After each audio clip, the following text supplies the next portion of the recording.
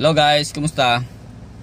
Ito kadarating ko lang, galing ako ng Ortegas, nagpapirma ako sa utos ng boss ko.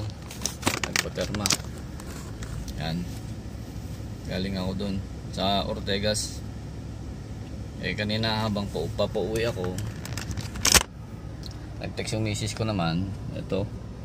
Kasi wala na daw siyang stock. Imagine.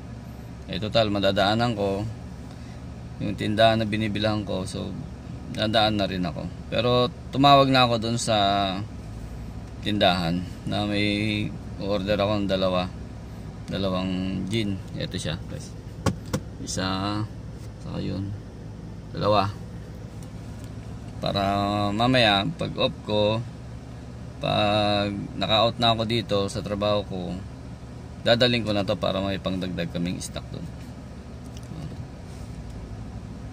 Yan. Ito lang to guys, pang lang.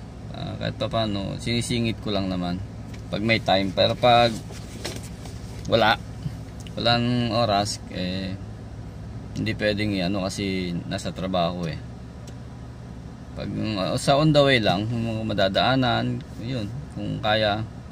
Pero pag hindi naman. Saka pauwi na rin naman na ako. Marami ako nasubukan na business din na parts ng motor, mga beauty product ng sabon.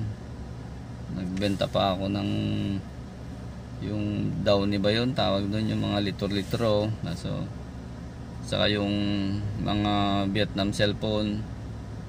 So hindi nag-click. So sinubukan namin ng misis ko na dahil nung may natanggap din naman ako na sa ayuda bigay ng gobyerno, kahit pa paano yun, ginawa kong tindahan. Pero dinagdagan ko yung anak ko, yung mga pera ko, tapos may mga pera din naman yung dalawang anak ko, pinagsama na namin, kaya nabuo yung tindahan. Kahit pa paano kumikita, may extra income. Kasi mahirap naman masa lang sa pagdadrive. Kailangan na extra kahit man lang pang bayad sa tubig, kuryente, okay na yun.